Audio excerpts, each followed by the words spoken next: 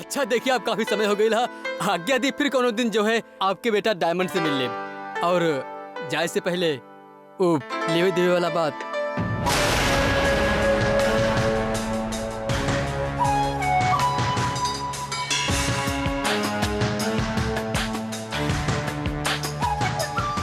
जी जी, एक मिनट। हाँ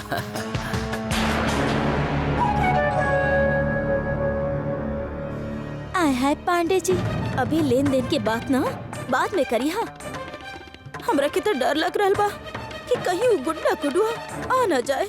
वो कबो भी ना प्रकट हो सकेला। हाँ, हम कहते हैं मिट्टू जी। हाँ। कबो कबो बिल्कुल आप हमरा तरह सोचेली।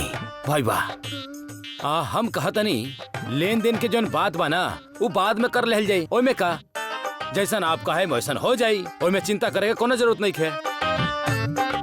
और जहाँ तक आपके देर होने के बाद बा, तो अगर जाइल चाहता नहीं तो जा सकीले। वैसे डायमंड अबे आवाला बा। चीनी लावे के कहा तो गन्ना गन्ना चिल्लावे लागल। गन्ना पांडे नेता वो कहा है ना कि हमनी के डायमंड जोन बा ना वो बहुत बोर्ड परीक्षा हाँ IIT के इंट्रेंस के परीक्षा देवे खातिर गइल बा। आवे में तो तनी देर हो ही जाई। अगर आप लोग जाए के चाहता नहीं तो जा सके नहीं, कोनो बात ना है।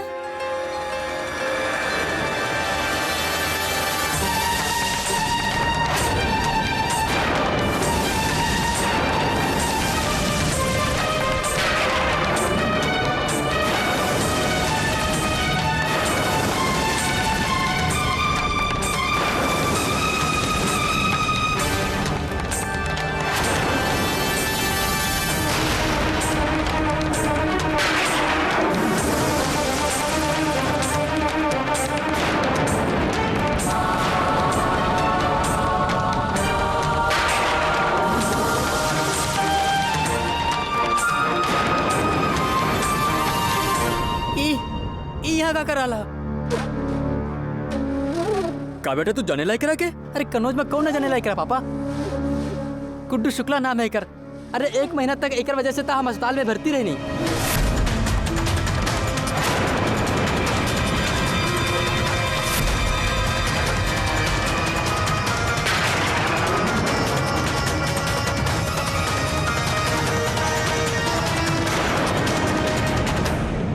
रज्जू शुक्ला ये गुंडा यहाँ का कर रहा? हम कहते नहीं। 1 मिनट।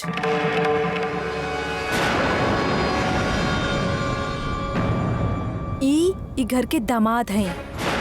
दामाद हैं? और हाँ, आप लोग जो कह रहे हैं ये सब करत हैं, सच है। लेकिन दूसर तरफ ई कोनो अनजान व्यक्ति के जान बचावे खातिर अपन जान तक देवे खातिर तैयार हो जाते हैं।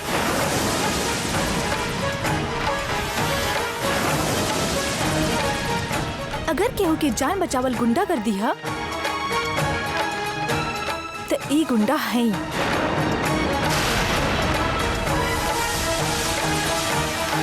लेकिन हम पूछते हैं कि बिना ताकत के वो शरीफ इंसान कौन काम के जे खड़ा होके सिर्फ तमाशा देख सकेला, केहू के जान ना बचा सकेला।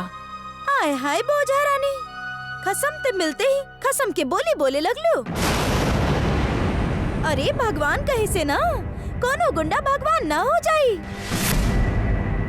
जे कहे क्या कहले मिट्टू मामी, हम जानत हैं कि आप भी इनकरे बुरा मानत हैं।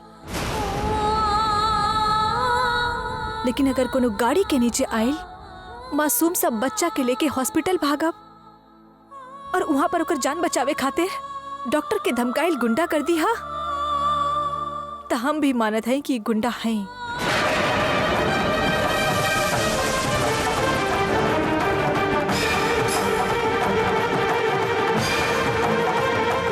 लेकिन हमार खातिर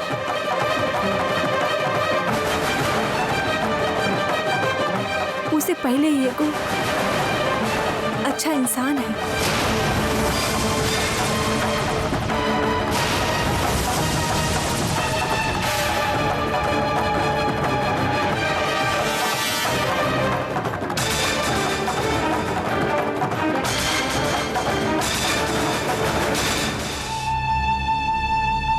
बिटिया हमका बता का हुआ? अम्मा हम जब मंदिर से लौटत रहनी ना तब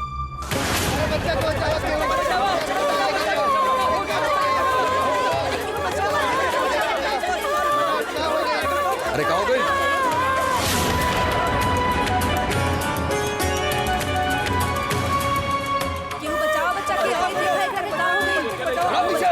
पीछे हटाओ, सब खड़ा होके तमाशा देखा तारे।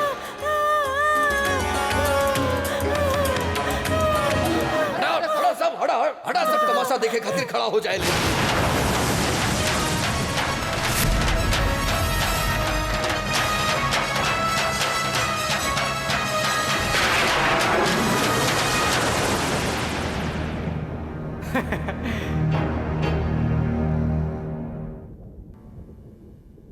डॉक्टर साहब इमरजेंसी बा आई तनी, जल्दी आई। अरे हम कुछ नहीं कर सकत। अरे तब पुलिस के साथ, और जब तक पुलिस यहाँ ना आ जाए हम हाथ भी ना लगा सकिले। अबे हाथ कैसे ना लगी तू? हाँ कैसे ना लगी तू? अबे और डॉक्टर ससुर कान खोल के सुन लो, 5 मिनट के अंदर अगर वो बच्चा की इलाज ना भइल तो ससुर पुलिस आई अस्पताल में जरूर आई, लेकिन ये बच्चा की इलाज खातिर ना, तहार लाश के पंचनामा करे खातिर। देखिए अब हाथ तो हटाई। चलिए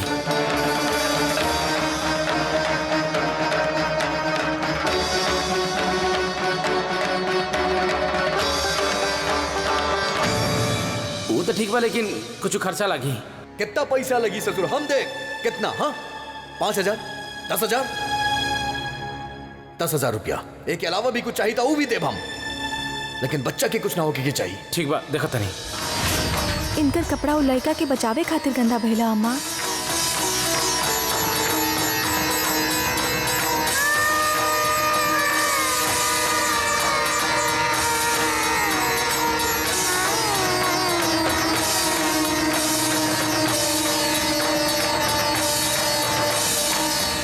चली हाथ मुंह धो ली।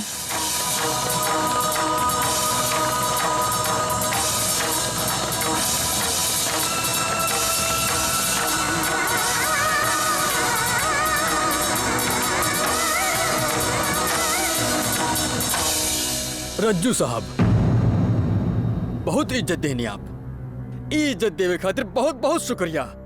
अरे ना करे क्या हम कहीं घर में रिश्ता जहाँ पे गुंडा और मवाली पलेला।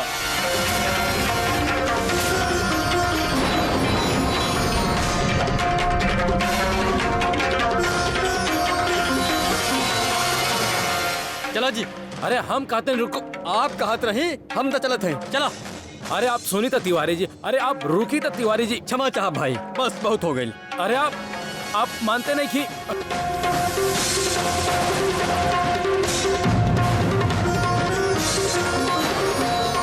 हाय हाय अम्मा, देख रहल बानी ना, देख लेली नहीं पूजा रानी के करतूत। जिंदगी भर के बदला चुका ले ली हमने के महादेवी के मुड़ी पे डाल के।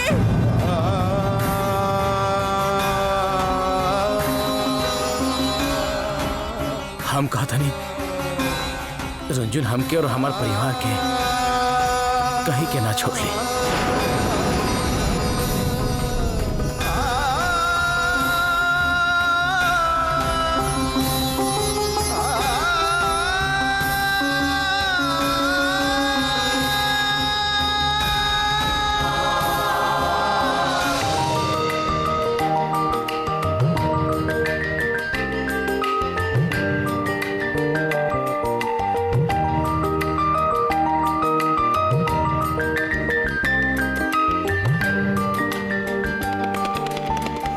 का बात है?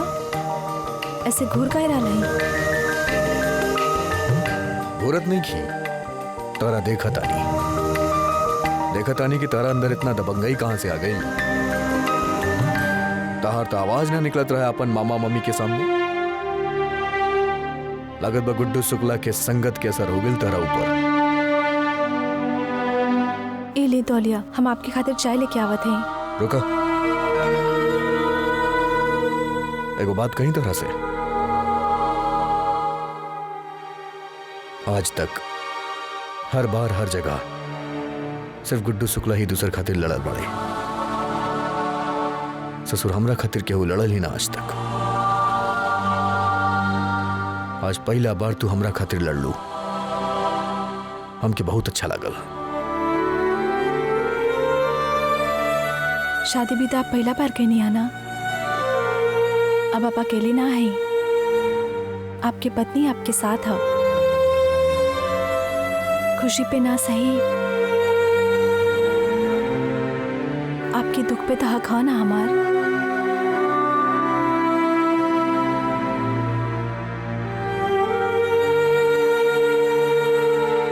हम चाय लेके आवत हैं।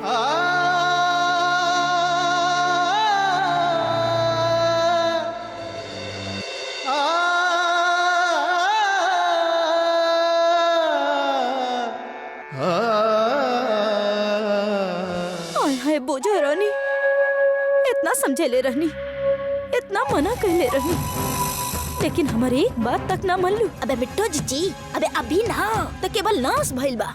अबे सत्यानाश तो अब शुरू होई। अबे जौन हीरोइन के ना हमने लोग आज तक गूंगी बिलार समझत रही, देखा मिट्टो जीजी बाहर कैसे ना ऊंचा आवाज में भाषण देवत रहली। हम जो ना बात खातिर गुड्डू से डरात रहनी, वो काम तो रुंझुन कर देली। अरे रज्जो भैया, हम महादेवी खातिर इसे भी अच्छा लड़का ढूंढब। आप सिर्फ ये बताई डायमंड के पेपर कैसन भइल IIT एंट्रेंस के। हम कहा था नहीं विष्णु, अरे डायमंड के पेपर तो खराब हो ही ना सकेला। कहे कि ओकर प्रवेश पत्र हम भागो वाली के हाथ से छुआ के ओकर देले रहनी, लेकिन टाइम हो गई और ये डायमंड अभी तक अइलस काहे ना।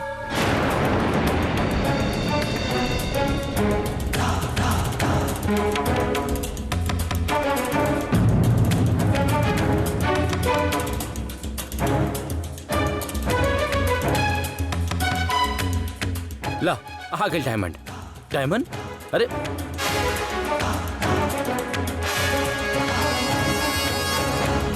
हाय हाय डायमंड, कहाँ देरी हो गई। अरे हम कहा तो नहीं डायमंड। अरे बेटा तहार पेपर कैसन भाई?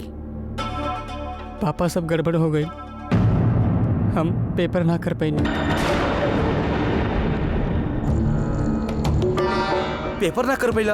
अरे हम कहा तो नहीं काहे ना कर पैला? बतावा डायमंड, कहाँ भाई? हम पेपर जैसे नहीं शुरू करे वाला रही, हमके जोर से नींद आवे लगा और हम वहीं सो गई। ओकर बाद का भइल हमके कुछो ना पता। हाय हाय भगवान, अरे कैसे हो गए हमने के डायमंड के साथ? हेनु का भइल डायमंड? फिर वहाँ के निरीक्षक हमके देख के डर गई। उनकर लगल कि हम बेहोश हो गई है, तो वो लोग डॉक्टर बुला लेनी। डॉक्टर उनकर बतैले कि हम कोनो दवा पी लेनी है। हम शाम तक क्लिनिक में ही सोत रहनी। अरे हम कहा था नहीं डायमंड, जब ते यहाँ से गई रहला तो बिल्कुल ठीक गई रहला, तो वहाँ जाकर का हो गए? का हो गए वहाँ जाकर बताओ हमके। अरे रज्जो भैया, अब खामे खा डायमंड पर काहे नाराज हो रहा है? एकर का गलती है में? डायमंड जा अपन कमरा में जा। डायमंड चलो उठ जा। अरे उठ जा, तू सो जा जाके। चलो हो गई IIT। हाय हाय पांडे जी, ये तो बहुत बड़ा जुल्म हो गई हमने के साथ। अरे कई दिन में दो को बहुत बड़ा करंट के झटका लगल बा हमने लोगन के। अरे हम तो कहता नहीं ना कि नाश ना सत्यानाश हो गइल बा। ये लोग हमार पेटवा के ना दवाई पिला रहल बड़े। तो मिट्टू दीदी, हमके तो लागत है ना कि ये सब रुंझुन के करामात है। हो सकेला कि जो दूध हम गुड्डू शुक्ला खातिर देले रानी, उहे दूध डायमंड पी ले होई।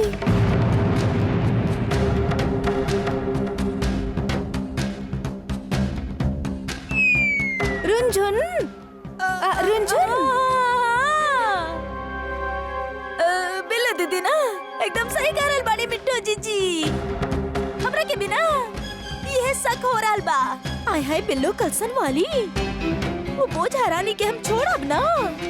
हमरा बच्चा लोग की जिंदगी बर्बाद करके अपन जिंदगी आबाद करे चाहताड़ी ना वो। एकर बदला तो हम लेके रहब। अरे मिठो भाभी, अरे बदला लेवे से कुछ ना होई। बात ही है कि रुनझुन के कारण हमार घर के बर्बादी शुरू हो गई है। सोचे वाला बात ही है कि ऐसा काहे भइल, वो अचानक। कहीं रुनझुन के भाग हमार खातिर काम करल बंद त ना करा। आया विष्णु भाई साहब, हमरा के ता एक के कारण सुझाता। हाय हाय, एक गुडुआ और बोझा रानी के सुहागरात। सुहागरात हो गई मिट्टू दीदी। हाँ, और बहुत अच्छा से हो गई। हाँ, हम कहा था नहीं, बिल्कुल बिल्कुल सही बात भाई। जब से ही गुड्डू और रुंझुन के सुहागरात भइल बा और जब से उन लोग के बीच में नजदीकियां पड़ल बा, तभी से हमनी के भाग्य के स्थानांतरण होता। रज्जो भैया, अगर हमके भागो वाली के भाग के वापस अपना घर में लावे के है तो ओकरा खातिर कुछ करे के होई। ओकरा खातिर एक ही उपाय है और वो है रुंझुन और गुड्डू के अलग करल। रज्जो भैया, ये सब तुरंत करे के पड़ी, कहीं बहुत देर न हो जाए।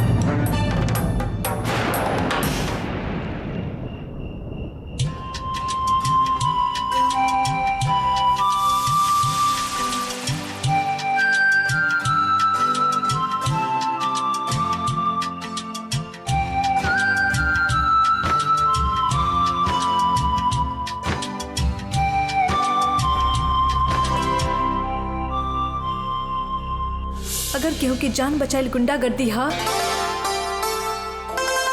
त ई गुंडा है, लेकिन हमार खातिर ओकरा से पहले ही एगो अच्छा इंसान है।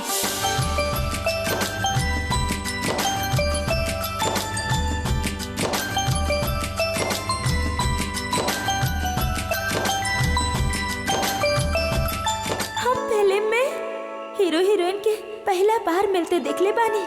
हम भी अपन प्यार की शुरुआत ऐसे ही करब। हम हीरोइन, गुड्डू जी हमारे हीरो।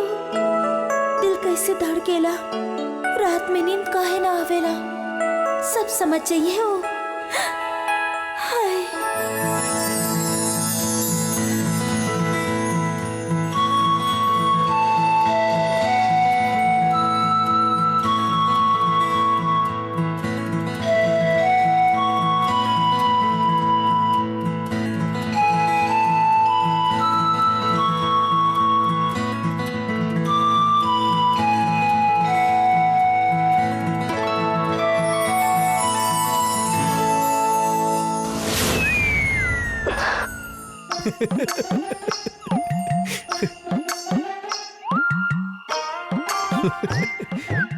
का हो गई?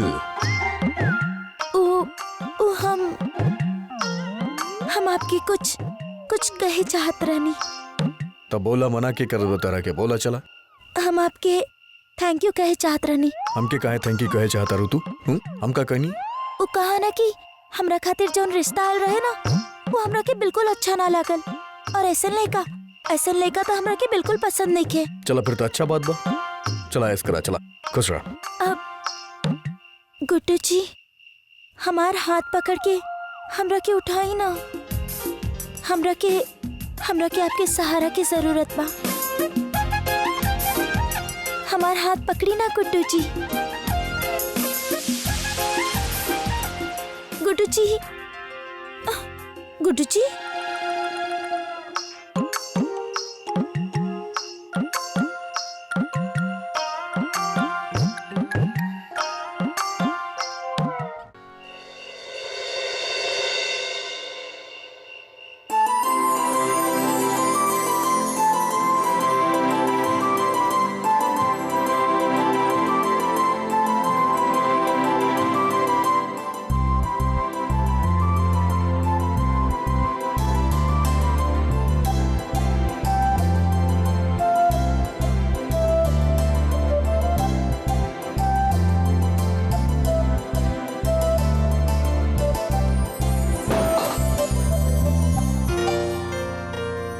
बस 2 मिनट, हम सोचनी हम चादर ठीक कर देते हैं।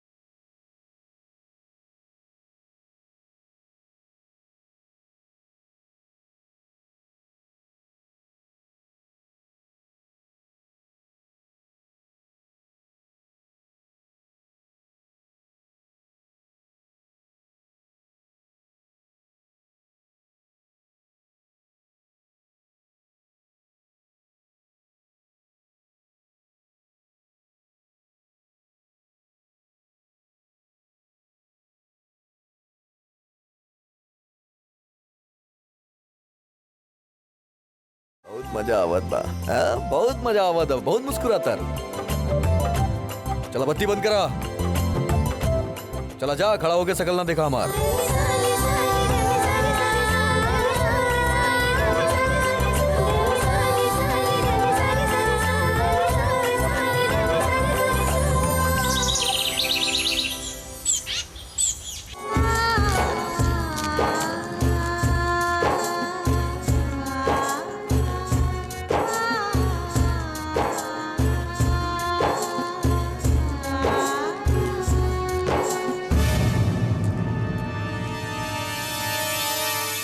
गुडुआ नाम के अजगर दिखाई ना देता। एकरा से पहले ही आपन काम सल्टा लेवे के चाहिए। आया है बोझा रानी, हमारे को छोट सा काम कर देबो का? उ इतर का जोन बड़ा वाला बर्तन बा ना, उ सबके साफ सुफ करके ना एकदम चमकाए दा। उ का है ना कि नया नया फूल आयल बा, अब उ छोट बर्तन में ना मजा खराब हो जाई। कर दे मामी। तो हमार रिक्शा ना धुली है का रुंझुन? मामी धो दे। बड़की मामी, एगो बात कहे के रहे आपसे। हम पूरा कोशिश कईनी, लेकिन सब गड़बड़ हो गई। महादेवी के शादी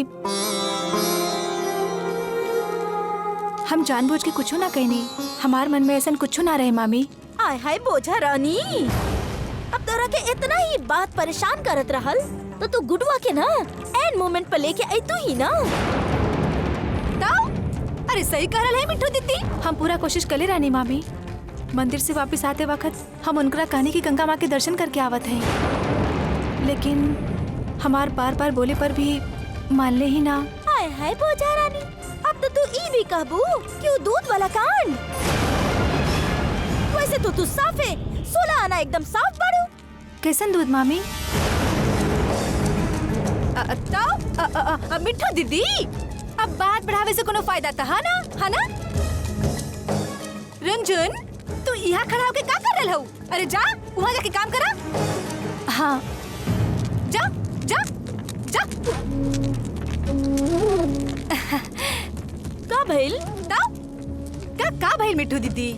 अरे दीदी, कोनो खूनी कबो बतैले आज तक कि खून उहे कैला था? आवा पकड़ा हमके, मतलब ओकरा तो ना बतावे के ही है ना। तो रुंझुन के एक औकात बताई, और गुड्डू शुक्ला और रुंझुन के शादी तोड़े के बारे में सोची मिठू दीदी। अरे तोरा के काला केला क्या हम हाथ पर हाथ धर के बैठल बानी? अरे ना, हमरा के जौन चाल चले के बाना वो तो हम चल देले बानी। बस गुडुआ के ई घर में आवे ता फिर देखा का तमाशा हो खेला।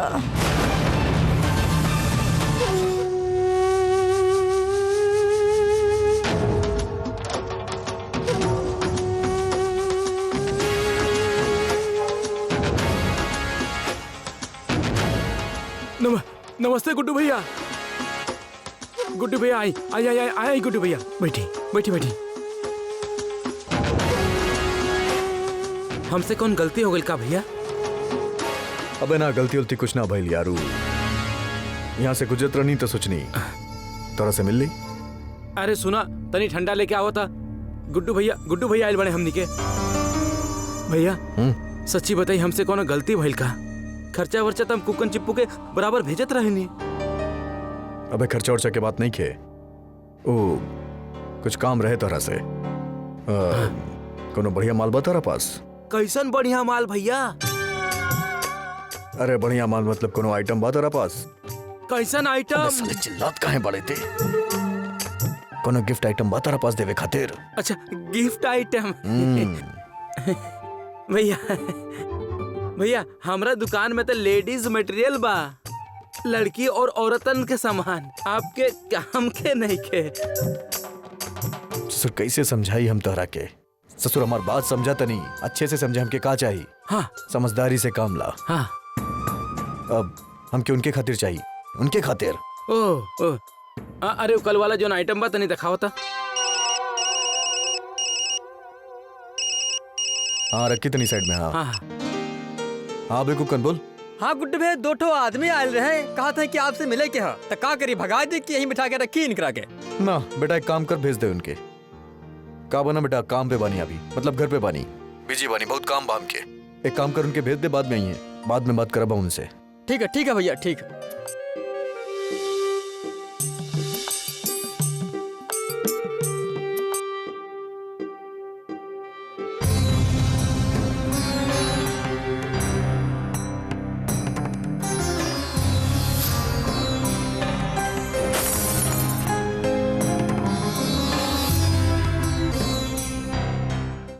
अबे काबे इतना गुड्डू भैया के बाइक अबे यहाँ कैसे आ गए? अरे सब नंबर तो वही है बे, लागत है देखा ही, चल देखा था मार्केट में तो हुई है, चल यही हुई है और कहाँ जी हैं?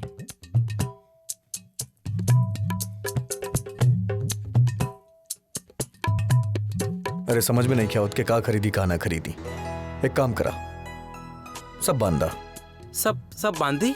हाँ कोनो तकलीफ ना बता। हमारा चल। कोनो तकलीफ नहीं है।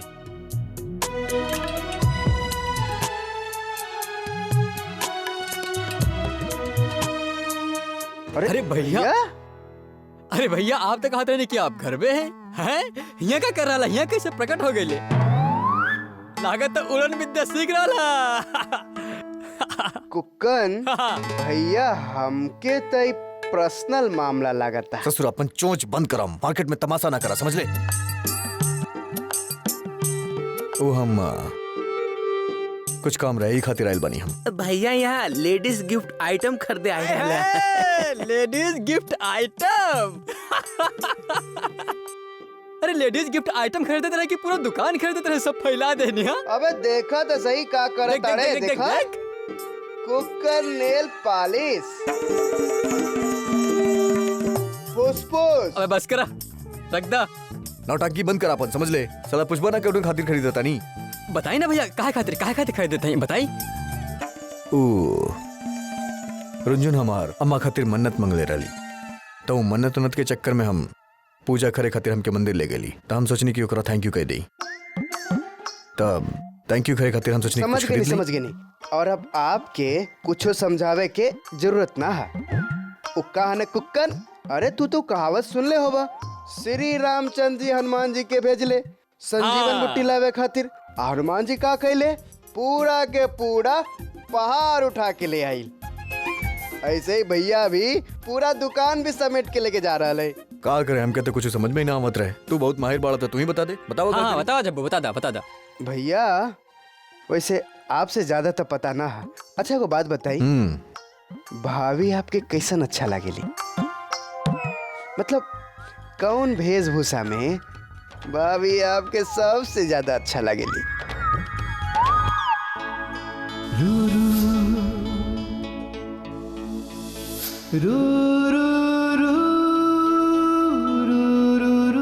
साड़ी में।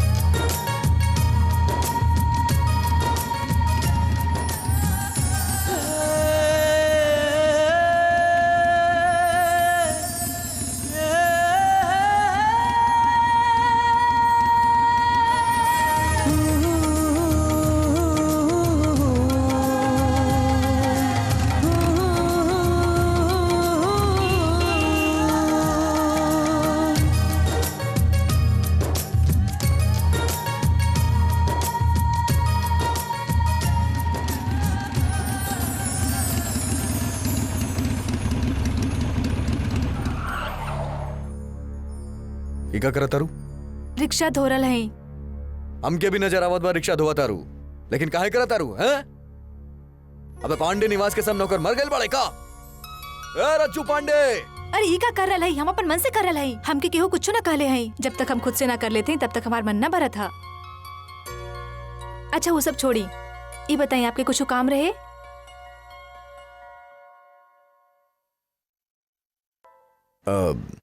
कुछ काम ना रहे, तोरा से बात करे के रहे हमरा के। हाँ बोली। अरे कैसे बोली? तुम्हारी सफाई अभियान खत्म हुई तब तो बोलब ना। अच्छा ठीक है, आप अंदर चलिए, हम आपके खातिर चाय नाश्ता लेके आवा थे।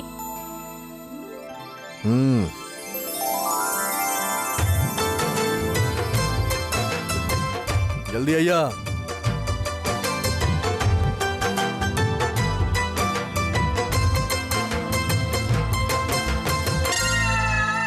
जी भैया जी। सुर बारात में आयल बड़े का? हाँ बारात में आयल बड़े, देखत नहीं के वहां लेकी काम करत तारी, खड़ा होके तमाशा देखत तारे। चला जा जा। जी भैया जी।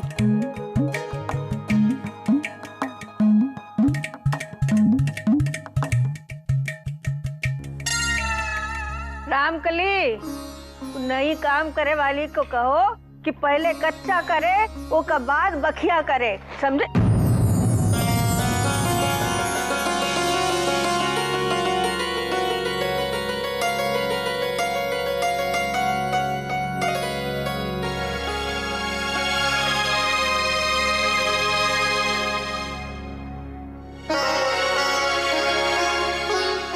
ई देखो, ये तो उल्टा फल लगात है। हाँ? अरे बताओ ना, नहीं मालूम तो पूछ लो।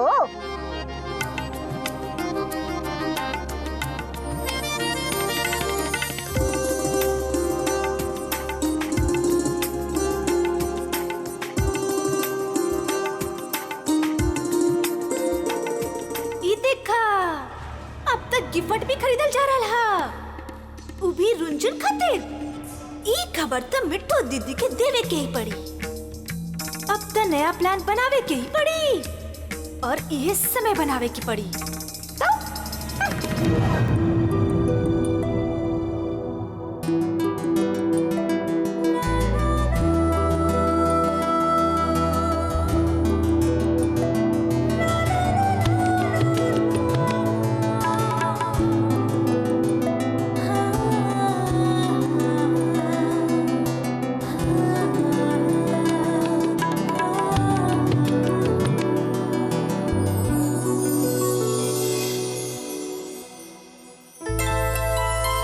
ई सही बा। अबे अंदर घुस जाबे। अब अच्छा लगा। शाबाश गुड्डू शुक्ला, शाबाश। बढ़िया बा, अब आराम से बैठा। अरे मिट्टू दीदी, अब वो गुड्डू शुक्ला ना रुंझुन के सुंदर बनाई। आज उपहार ले ले। हाँ, कल लेके जाए रुंझुन के यहाँ से, और रुंझुन के साथ साथ ना मिट्टू जीजी हमार भाग भी भाग जाई। तो हाय बिल्लो, अरे ऐसे कैसे भाग जाइए हमनी के भाग? लइकन में ना हम दौड़े में ना फास्ट आवत रहनी, हुर्र हुर्र करके खदेड़ के पकड़ लेहत रहनी। ये उपहार भी ना वो बोजा रानी के पहला और आखिरी उपहार हुई। हम कहता नहीं चला है, छोड़ो।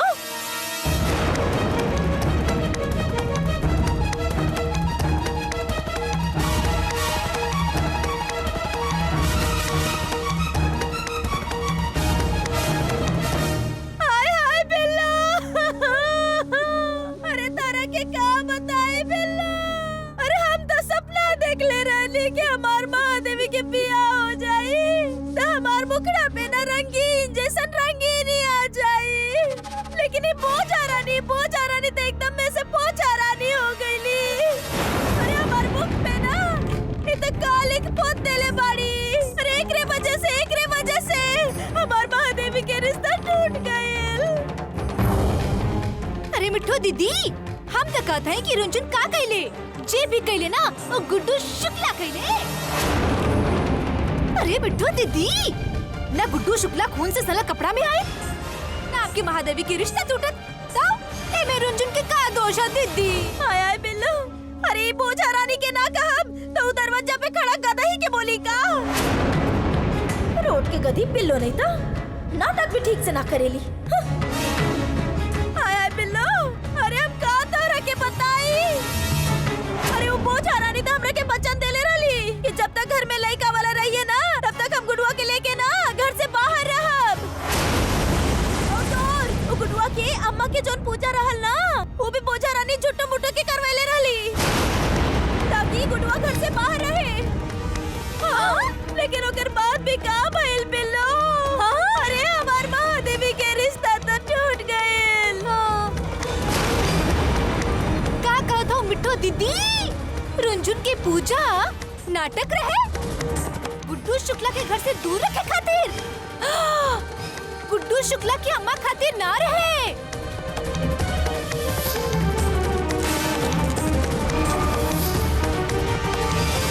अरे मिठो दीदी, हम तो कहा था ही ना कि रुंझुन के भी नाटक करे आवा था। हाय हाय बिल्लो, अरे बोझा रानी था ये भी कहले रहली कि गुडुआ के लेके ना गंगा किनारे चल जाई ताकि ज्यादा से ज्यादा समय बीत सके, लेकिन वो गुडुआ बना हुए मना कर दिया। हम सोचत रानी कि आज गंगा मैया के दर्शन कर ले, चलब का? अरे मिठो दीदी, रुंझुन गुड्डू शुक्ला के घर से बाहर रख ले। अरे मिठो दीदी, हम तो कहत हई आप रुंझुन की बड़ाई करी, बड़ाई। हाय हाय बिल्लो, अब का हुई बड़ाई करके? अरे दूर रख ली तो से का भइल? हमार महादेवी के रिश्ता तो गइल गइल।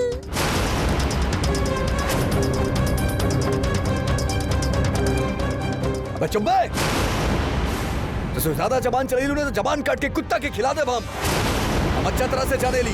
हमार धर्म पत्नी हमसे झूठ ना बोल ली, गलत ना कइले बाड़ी। हाय हाय गुड्डू, अरे हमार तो मुखड़ा ही ऐसा बा कि हम सच्चो भी कहब ना तो लगे कि झूठ के आंधी तूफान बह रहल बा।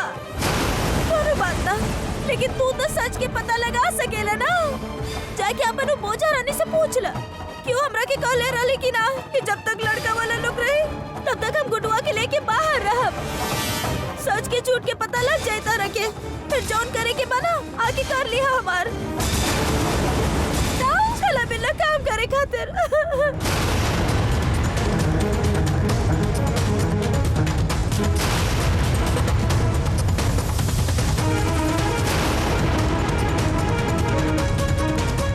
रुंझुन शुक्ला ससुर हमसे धोखेबाजी गुड्डू शुक्ला से।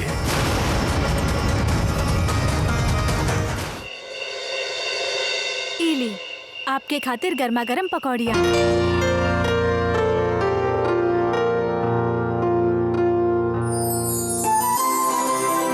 अरे यहाँ तक क्यों हाँ ही ना, कहाँ गई नी?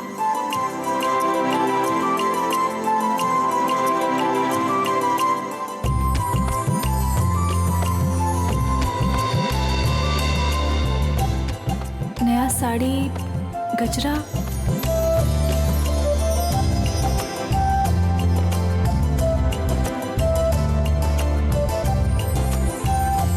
का हुआ बिटिया, अचरज लागत है ना, लेकिन यही सच है। गुडुआ ये सब तुम्हारे लिए लाया है। वो चाहत है कि तुम्हें पहन के उसका सामने जाओ। तू हो ना अम्मा, कितना सोचत हो, जरा सा बात भइला कि कहाँ से कहाँ पहुँच जात हो। ये लो, का गलत बोले हम? अरे बिटिया, ये सब तुम्हारे तपस्या का फल है। जेके हम लोग गुंडा समझे रहे वो बदल गयो और बदलवे का चाहिए। पता ना अम्मा, कबो कबो बहुत डर लागा था कहीं ये सब नाटक भइल था। बिटिया, मन में से शंका निकाल दो। देखो, हम कह रहे ना कि गृहस्थ जीवन मेल मिलाप से शुरू होता है। यही लिए कहते हैं कि पहन के गुडुआ के सामने जाओ।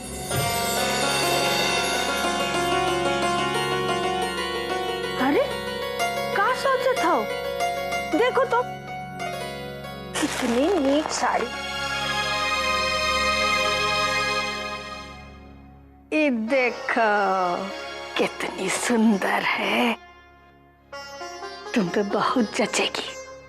गुडुआ बहुत पसंद से लाया है, और जब तुम ये पहन के गुडुआ के सामने जाओगी ना, बस वो देखत रह जाइए।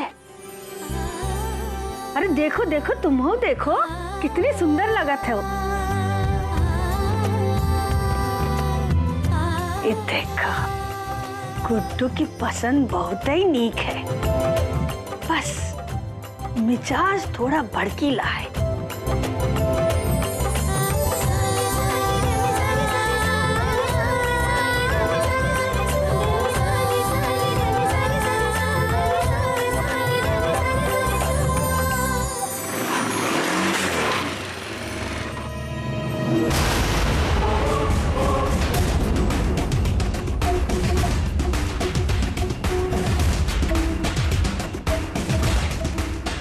जाके अपने पोछा रानी से पूछ ली क्यों कह ले रही कि ना कि जब तक लड़का वाले लोग घर में रहे तब तक हम गुडुआ के लेके बाहर रहा। रंजन शुक्ला ससुर हमसे धोखेबाजी, गुड्डू शुक्ला से।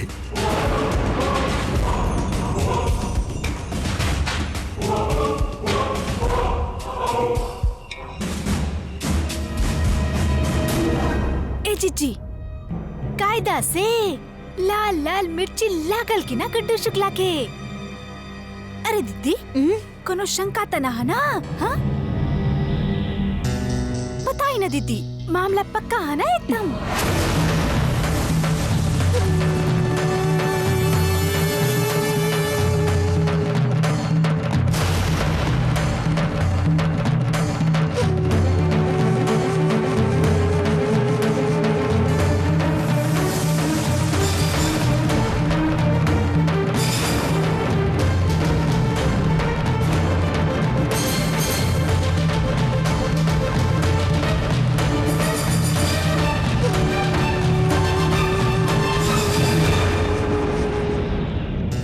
हाय बिल्लो, हम आज तक कोनो कच्चा काम कैले बानी जन अब करब। अरे मामला एकदम पक्का बा। चला चल के देखल जाओ।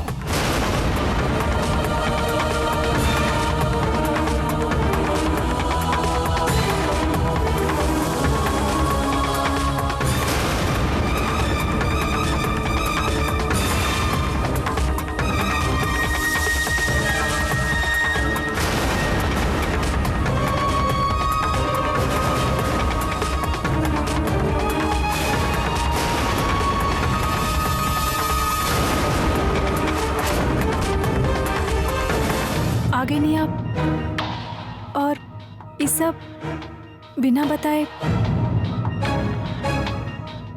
चलिए अब बता दी, काहे लेके आई नहीं ये सब?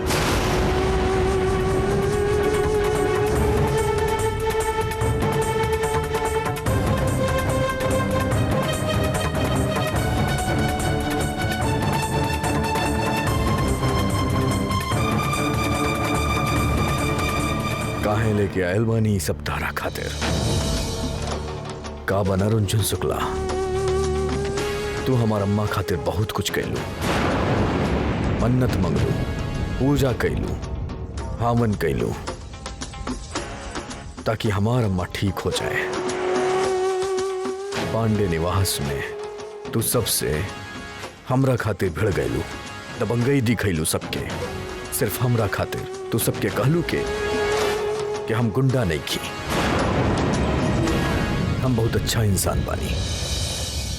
अब तू हमरा खातिर इतना सब कुछ कैले बाड़ू, तो हमार फर्ज बनेला कि हम तारा खातिर कुछ करी। तो शुक्रिया अदा करे खातिर हम लैनी सब तारा खातिर। एमे शुक्रिया अदा करे के बाद बीच में कहाँ से आ गई? हम कोनो एहसान थोड़ी ना कहनी है, ई त हमार जिम्मेदारी है ना।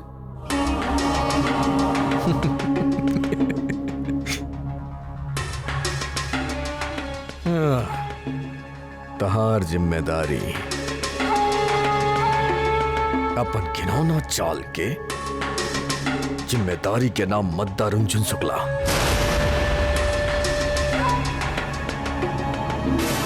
अब शराब पी ले हैं? हाँ, हम शराब पियले पानी। बहुत जरूरी रहे शराब पियला। वो का बना, आज रुंझुन शुक्ला गुड्डू शुक्ला से जीत गई। आखिर तू गुड्डू शुक्ला के अपन माया जाल में फंसा ही ले लो। ससुर अजीब बात बा,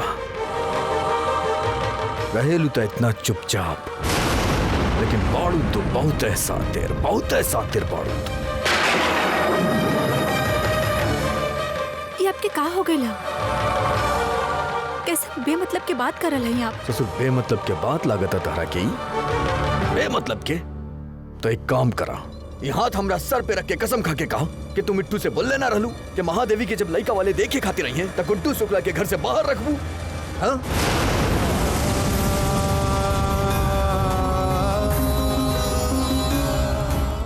बोला? ससुर हमार दिमाग अब घूम गइल बा, बेवकूफ बानी हम। तोहरा से कहे कहता नहीं सब। ससुर तहार हमार रिश्ता ही का बा, हम काहे हक जतावत नहीं तोहरा पे। एक काम करा, अपन अम्मा की कसम खा के कहा कि तू मिट्टू से वादा कैले रहलू कि ना कैले रहलू। ऐसा ना, अब गलत सोच रहे। ये बस एगो संजोग है। हम पूजा की तैयारी पहले से करके रख ले रहनी। तो बस उसी वक्त महादेवी के देखे लड़का वाला लोग आ गए। इमे हमार कोनो गलती ना हा, हमार यकीन करी।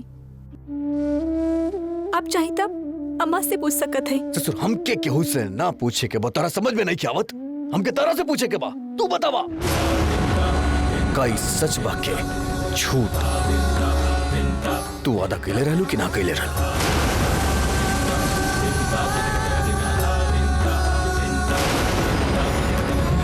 हाँ, कैले रहनी।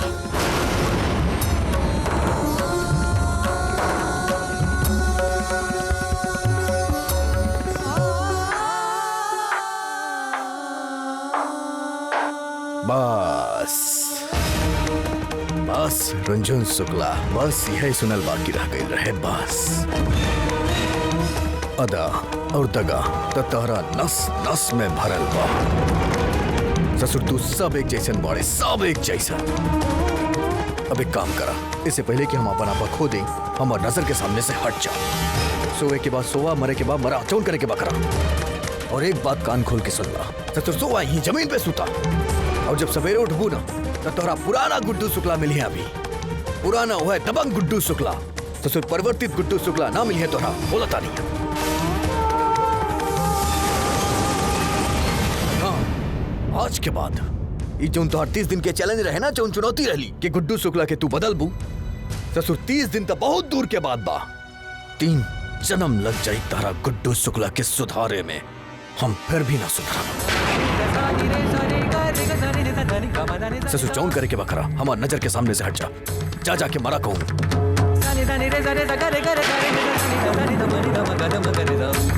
ससुर गुड्डू शुक्ला के मामूली हस्ती समझे ले। ससुर मामूली बानी हम, बाबा हर्षवर्धन की तरह पूरा कन्नौज में हमार तूती बजेला। मामूली हस्ती बानी हम, रुंझुन शुक्ला।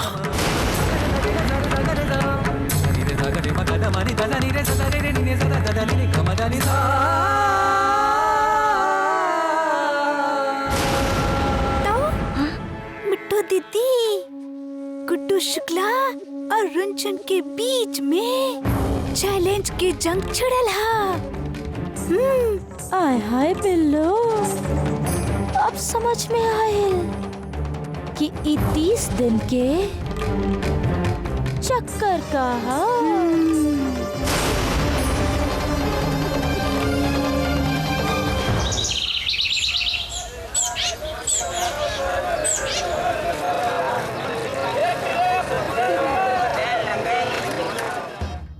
अबे ये देखा हीरोइन के।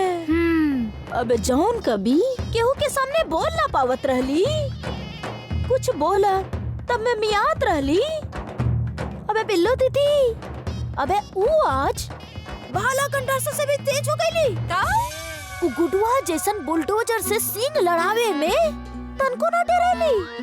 अबे वो कैसे दे देली वो खोजदार गुंडा बदमाश के चैलेंज। अरे हम कहत नहीं, अरे वहाँ का खड़ा बाड़ू है ना?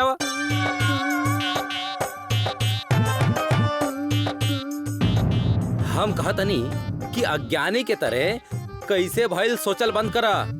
अरे हम कहत नहीं कि अगर रुंझुन अपन दिहल चुनौती वो गुड्डू से जीत गई तो समझ ल कयामत आ जाई। अरे हमार बहन के बेटी रुंझुन, तू लोगन के सबसे बड़ा दुश्मन गुड्डू गुंडा के उंगली मार डाकू से ऋषि वाल्मीकि बना दी तक का होई। खराब लोगन से भरल धरती पे अच्छाई और अच्छे लोग सरवाइव करल शुरू कर दी हैं। रुंझुन के घर में रहला के बावजूद ओकर भाग के फायदा अरे हमरा साथ साथ तू लोगन के मिलल दिन प्रतिदिन कम हो जाता। हम आगाह करतनी, अगर रुंझुन के भाग हमार परिवार के साथ छोड़कर सदा खातिर चल गई तो हमार मिठू दीदी है ना इस सारा मामला के काबू में करे खातिर। अरे वो अच्छा तरह से जानत है अंग्रेज लोगन के नीति बांटा राज करा।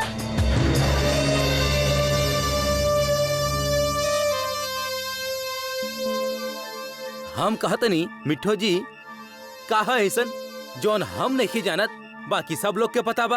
अरे ऐसन गलतफहमी के तीखा पानी डाल देले बानी ना जड़ में कि नीम के पेड़ में भी ना घोंसला ना बन पाए। वो गुडुआ बोझा रानी के साथ है ना बहुत उड़त रहे लंबरट बन के। अब ना हो पाई है कब वो एक दोनों, और एक कर शुरुआत तो अभी तक हो गई हुई।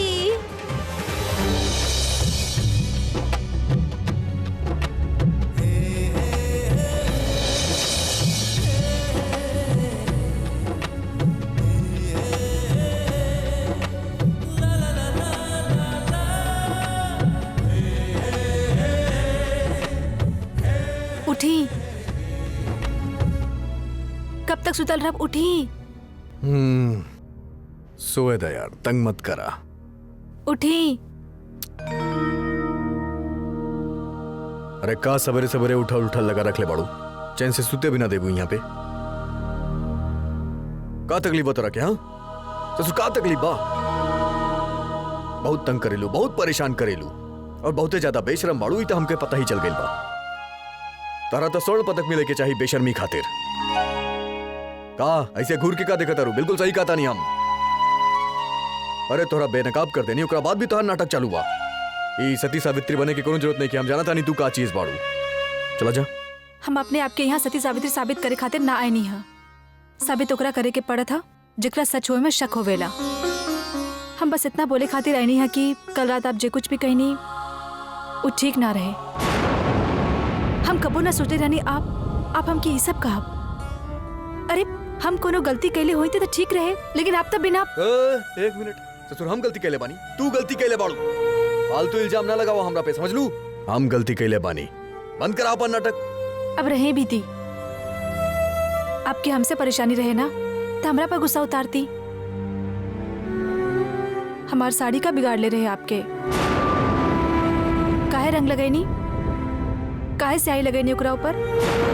सारा साड़ी खराब हो गई। अब हम चली साड़ी के इंतजाम करी। ओए रुका यहीं पे। का सवेरे सवेरे भांग पी के आयल बाड़ू का?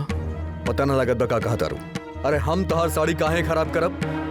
और हमार नाम गुड्डू शुक्ला बा। हम जौन करेली डंका की चोट पे करेली, तरह तरह पीठ पीछे वार ना करेली हम। अच्छा तो भूत आकर के करके चल गई ना? अरे भूत रंग लगे ले बता, जाके भूत से पूछा ना, तो हमसे काहे पूछा तारू तू यहाँ पे? चला जा। और एक बात कान खोल के सुन ला जावा, केहू पे इल्जाम लगावे से पहले 100 बार सोच लिहल करा। पहले सोचा, फिर तोला और फिर बोला। फालतू में इल्जाम न लगावा हमरा पे, समझ लू? चला जा। बुरा लागल ना? हमके भी ऐसे ने बुरा लागल रहे जब कल रात आप हमारे ऊपर गलत इल्जाम लगैनी कि हम आपके धोखा देनी है।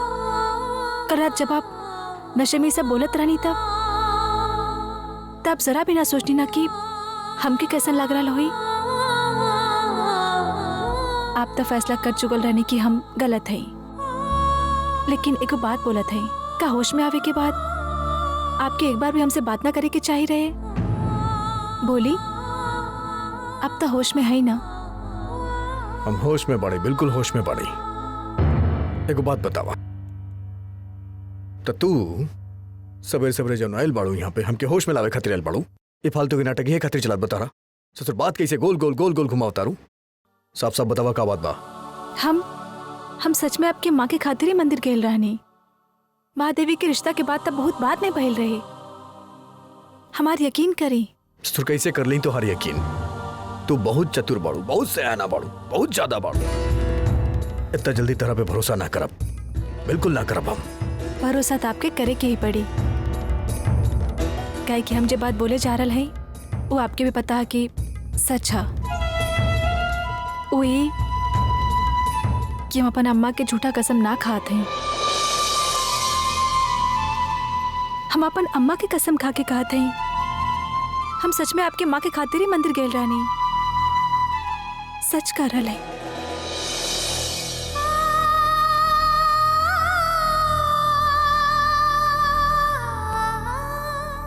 ठीक बा, चला जाऊन हो गए तो उन हो गए। अभी जा प्रस्थान करा, चला निकला।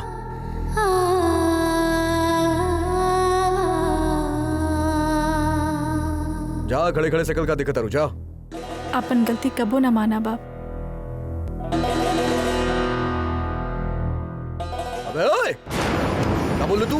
अरे तहार गलती बा, हमार गलती ना बा। अपन गलती ना माना। अरे हमार दिमाग खराब बा, जौन पांडे निवास में रुकल बानी, हमके रुके ही के ना बा। हम जाता नहीं यहाँ से। अच्छा, अब हमके आपके खातिर नहाए के पानी ना गर्म करे की पड़ी। अब आप शाम के ही नहाई, ठीक है? एगो बात बतावा, तरह से के कलश के हम नहाब ना? हमसे तो नहा के जा पानी गर्म करा, चला। एकरा कहती अपन सिर के ऊपर बला लेवल ना। हम बोलती ना पानी गर्म करे के पड़त। ए रुक रुक रुक, का बुदबुदा तारू मन में? हाँ, जौन बोले का बा बोला हमरा मुंह पे। चला जा पानी गर्म करा।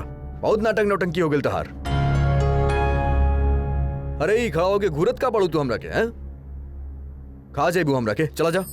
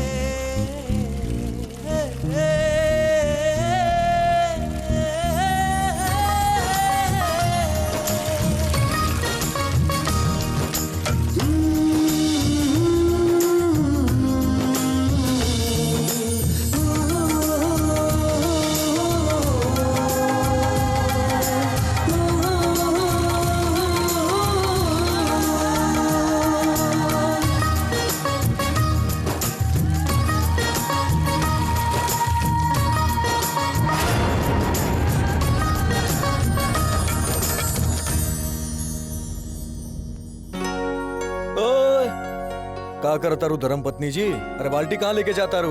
हम नहाइब की ना नहाइब ऐसे? और सुना तो नहीं एक बात, तहार जबान पे जोन वजनदार शब्द बना वो अच्छा लगेला। फालतू के वजन तू मत उठावा, हम उठा ले। का बना की मोच ओच आ जाए तो बहुत मुश्किल हो जाई। हमार काम के करी। हाँ, चला जा।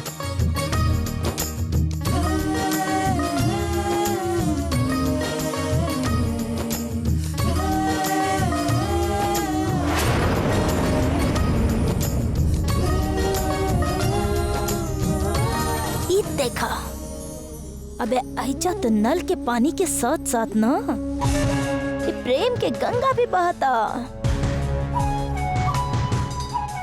और मिट्टू चिची मुंह में उंगली डाल के ना चिक चिक के कहा ताड़ी कि हम दोनों के अलग कर देनी। अबे कखा का अलग कर देली। देख के तो ऐसा लगा था ना कि दोनों के बीच में ना प्यार के प्यार चलता। सुना सुना सुना सुना, पता चल तेरा क्या ओकर के कर वो है तोहार साड़ी जे खराब के ले रहे। हाँ हाँ तो बताओ ना के खराब के ले रहे, हमके भी तो पता चले। ससुर छोड़ब ना हम मुके।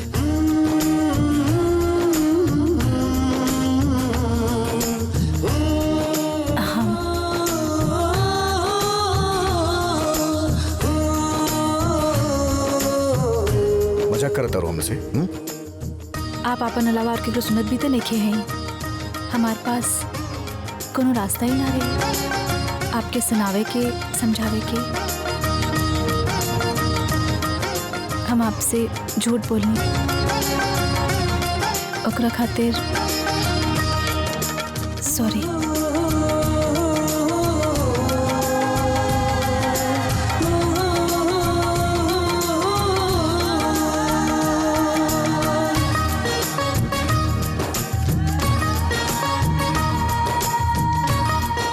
का बात बा गुड्डू शुक्ला।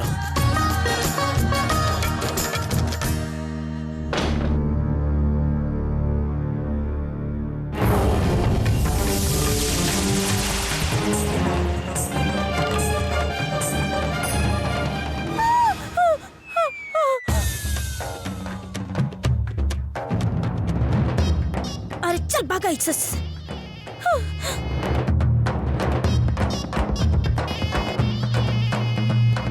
अबे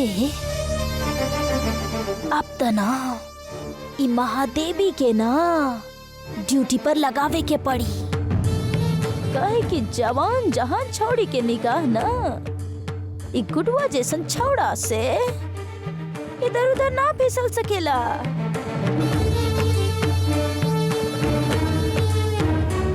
महादेवी अबे जरा है ना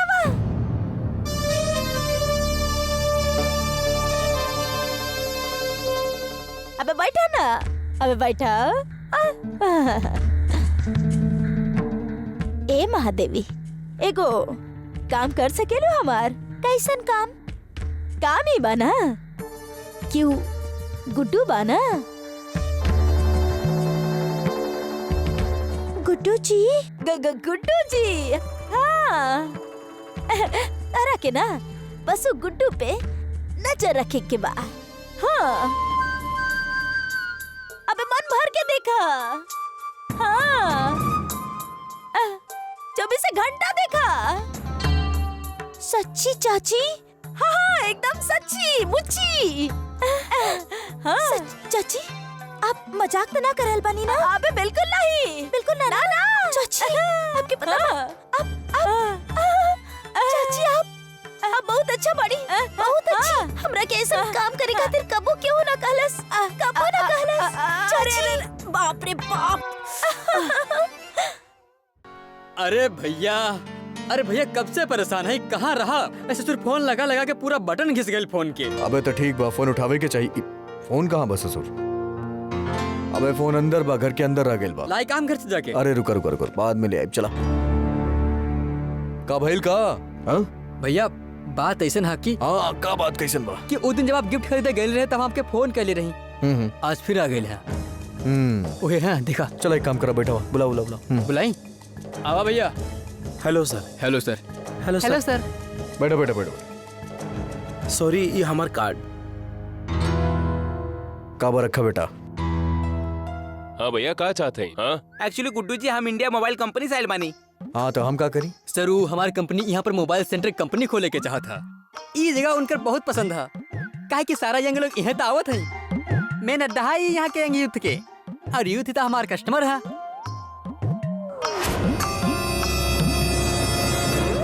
तो हमारी कंपनी ये चाहता कि हम यहाँ पर अपन मोबाइल सेंटर खोली। हम लोग गारंटी देते हैं कि आपके सॉलिड बिजनेस हुई सर, बहुत मार्जिन हुई, पूरा मार्केट तोड़ के रख दे सर आप। और ऊपर से हमारी कंपनी आपके रेंट मेंटेनेंस सारे एक्सपेंसेस दी सर। आपके प्रॉफिट ही चारों तरफ से। तरह के काला गिला तू आऊबा किताबी मुनाफा हमके दिखाई बा तहार चक्कर में अपन सारा कैरम क्लब और ये सब फाइल वाइल सब बंद कर दे हम। गुड्डू शुक्ला बिकाऊ नहीं कि गार्ड बांध ला तू। चला उठा निकला यहाँ से। चला मुंह ना बनावा, चला चला चला निकला जल्दी करा जाओ।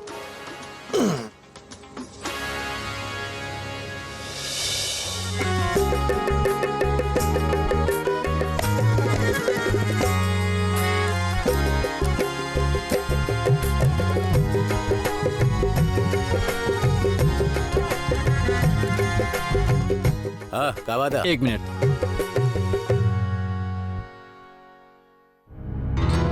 वैसे गुड्डू जी सॉरी टू से बट एक बार फिर से सोच लिया अपन डिसीजन पे, और ये हमारा बिजनेस कार्ड है, हम लोग वेट करब आपके कॉल के। अब ये लोग सुधरिए ना। अब रख ले कुकन बेटा, रख ले। अरे जाओ यार जाओ। कुकन ये लोग के हैं? का है ना भाभी जी, ये लोग जो है ना इंडिया मोबाइल सर्विस से लोग आए लेनी। वो कहते ना कि गुड्डू भैया के साथ पार्टनरशिप करिए। ये सीडी सेंटर है ना, ओकर जगह वो कहते रहे कि मोबाइल सेंटर खोलब।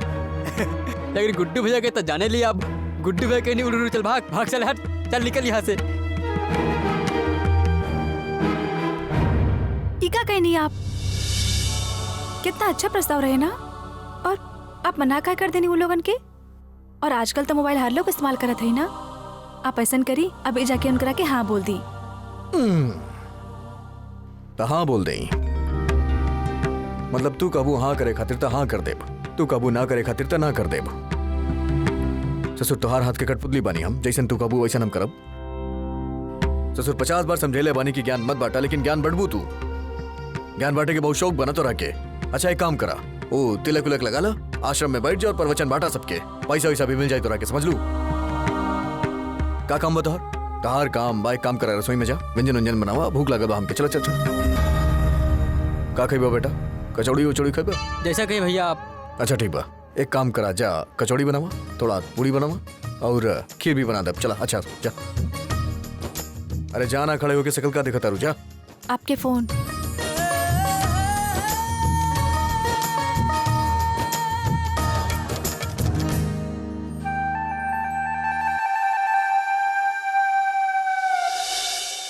वाह बेटा झप्पू, तोहार त लॉटरी लग गई रे।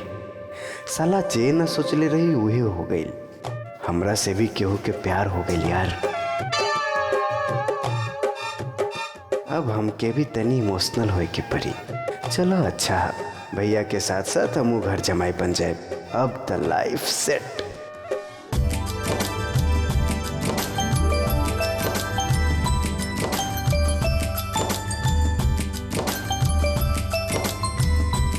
अरे बिटिया, बहुत ही अच्छा खुशबू आ रहा है। काका बनाई हो? अम्मा पूरी खीर सब्जी। ओ गुड्डू जी और उनकर साथी है ना, वो लोग आज साथ में खाना खाई है यहीं पर। अच्छा अम्मा पता का भइल आज उनका सिटी सेंटर पे ना मोबाइल कंपनी वाला आयल रहे। बहुत बड़ा कंपनी है, बहुत ही अच्छा ऑफर देले उनकरा के। अरे वाह, ये तो बहुत ही अच्छी खबर है। देखो भगवान अब सब अच्छा करत है। हाँ अम्मा, लेकिन हमके बहुत अचरज भी हो रहा है। उनकर भाग बहुत अच्छा है ना, तो इतना अच्छा ऑफर मिलल। हम जानत है बिटिया, गुड्डू को ये सब काम कैसे मिलत है। अरे ये तो तुमरे भाग से मिलत है बिटिया। अबे ही का कहताड़ू? अबे वो गुडुआ के साथ में मोबाइल कंपनी वाला बिजनेस करे चाहता रे। हाँ चाची, और आपके पता बा रुंझन ना गुड्डू जी और उनके दोस्त खातिर ना बढ़िया बढ़िया खाना बना रहल बड़ी। अबे बनाइए काहे ना। हाँ, इतना बड़ा आफत जौन मिलल बा। हाँ चाची। अच्छा अम्मा, आज तू हमके तस्मै खीर बनावल सिखाई। हाय हाय, तस्मै खीर बनावे के चाहतो? स्वाद थोड़ा अलग आई था, खाए में अच्छा लगी। अच्छा ठीक है, बताते।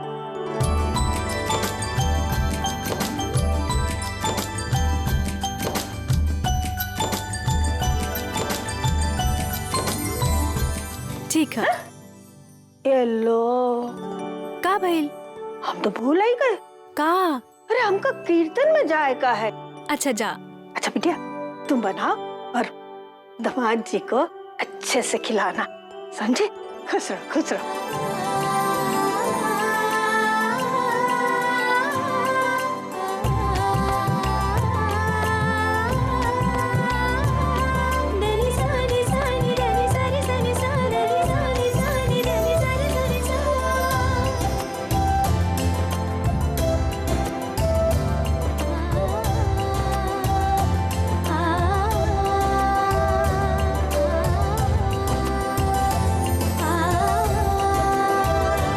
अबे हीरोइन, अबे का बना रहल बाड़ू?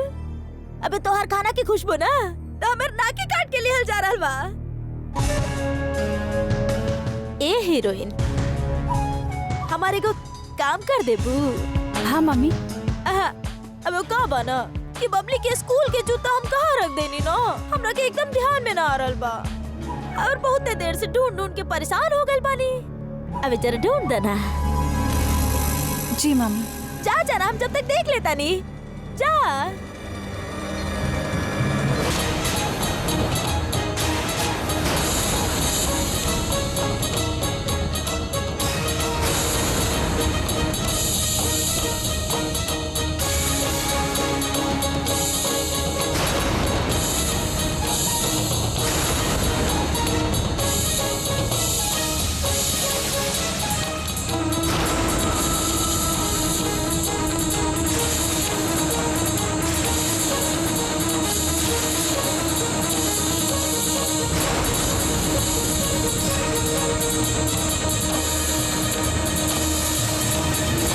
मामी ओ बबली तो जूता पहन ले हा। अच्छा वो का भइल होई ना कि मिल गइल होई तो पहन ले ले होई। रहे दा कोनो बात ना। ऐसे ना हम तोहर मदद ही करत रहनी और ई खीर के कलर था ना बहुत अच्छा लग रहल बा। हम सोचनी जरा चौक ली, लेकिन फिर सोचनी ना कि चखे की कोनो जरूरत नहीं है, इतना अच्छा दिख रहल बा तो अच्छा बनले होई। लाई मामी हम कर लेते हैं। अरे रहे दा ना, हम मदद कर देता नहीं ना। अरे ना ना अब चलिए हम कर लेते हैं। करल बड़ू तो ठीक बा। अब बहुत अच्छा बनल होई। तो ठीक बा, काम कर, हम जरा बबली के देख के आवता नहीं। जी मामी।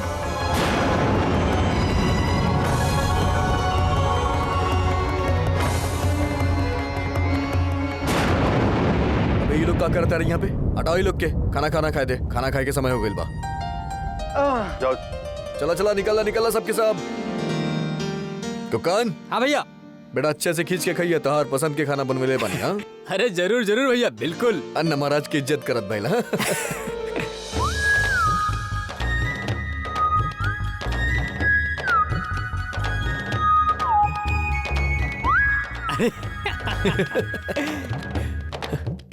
हाँ झब्बू झबेश्वर प्रसाद, अब कौन रंगीन सपना में खोले वाले का कहानी हम सुनाई दिल तरह के क्या अन्न महाराज की इज्जत कैल खैया अच्छे से। भैया करत है ना हम। अबे अपन इज्जत के बात नहीं के करत, अन्न देवता की इज्जत के बात करत आनी हम।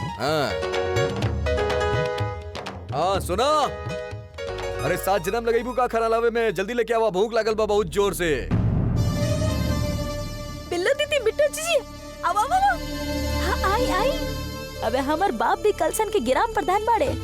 अबे हम तो नहीं लोग के ना तमाशा हंगामा एक ही साथ दिखाए। जीजी, अबे हम ना मिठू जीजी, हम वो खीर में ना नमक डाल देले बानी और ना और सब्जी में ना खाली मिर्चाई पे मिर्चाई।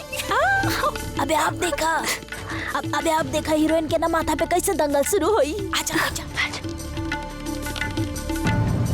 हाँ भैया, हम का कहत रहनी, वो जो 2 लोग आयल रही ना एकदम चमचमुआ टाई बाई लगाई के, उनका कहना मान ली भैया। अबे चुप, कुछो कहत रहेला तू।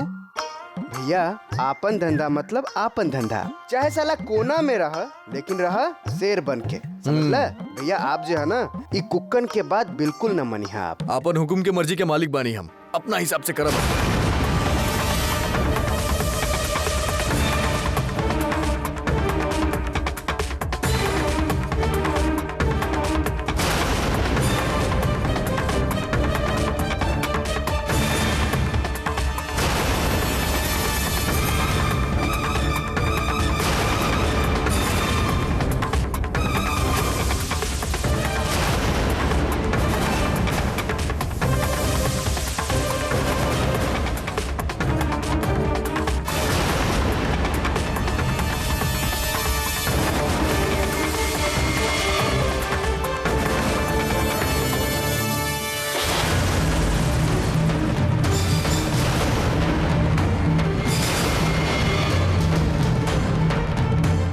का भाई?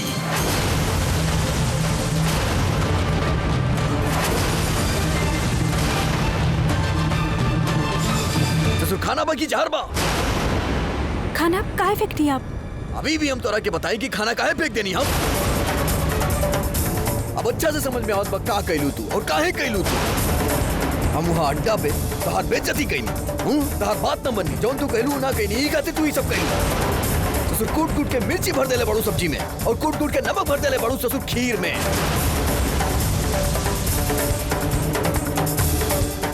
या का करल है?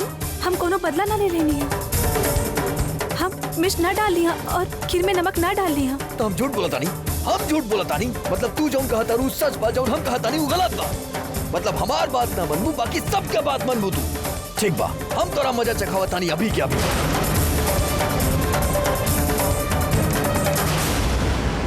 खा भैया भैया का करा लाई? चुप बैठ बे। भैया भले ही मना करा लाई लेकिन ये अच्छा ना भैया, रहा दी कान के नीचे बजाय पीछे हट जा, पीछे हट जा। भैया हो गई गलती से, रहे दी। चलिए हम क्लब पे चला थे। सुनाई ना हम का कहा था नहीं, पीछे हटाओ। जौन हम कहा बुहाई हुई खा चला। खाना खा, खड़ो के शकल मत देखा, खा तो नहीं।